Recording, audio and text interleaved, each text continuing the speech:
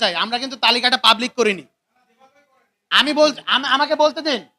আমরা তালিকাটা পাবলিক করিনি তদন্তের স্বার্থে, যাতে তদন্ত কর্মকর্তাদেরকে কোনো প্রকার বিঘ্ন না করা হয়, সেটা যাতে শান্তিপূর্ণভাবে চলে এবং তারা যাতে সুন্দরভাবে তাদের এই তদন্ত কার্যক্রম সম্পন্ন করতে পারে, তাই এই লিস্টটা কিন্তু পাবলিক করা হয়নি।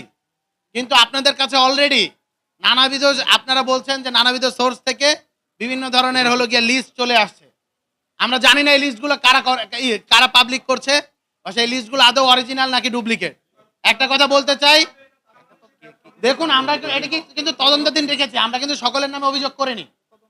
এখানের ভিতরে আপনারা দেখতে পেয়েছেন কেউ যারা বক্তব্য দিয়েছেন, অনেকে বক্তব্য দিয়েছেন, অনেকে কথা বলেছেন, অপরাধের মাত্রা লঘু এবং গুরু। আপনি একটা কথা স্পষ্টভাবে বলতে চাই, যখন গুলি চলে সেই সময় আপনি যখন যে একজন গণহত্যাকারী যখন আপনাকে ডাকবে আপনি যাবেন কেন? আপনার যদি শির দ্বারা সোজা হয়ে থাকে আপনি কখনো সেখানে যেতেন না।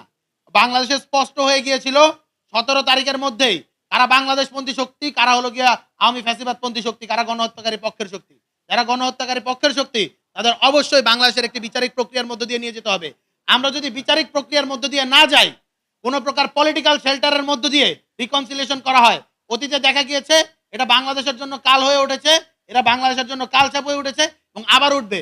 যারা বিচারিক প্রক্রিয়া আস্থা রাখতে চায় না আমরা তাদেরকে সন্দেহ করি। আমরা অজ্ঞাতনামা বাকি 200 জন রেখেছি। আমরা প্রত্যেককে আমরা বলেছি যে তদন্ত কর্মকর্তাদেরকে রেখেছি। আমরা কিন্তু শুধুমাত্র 25 জনকে সিলেক্টিভ করিনি।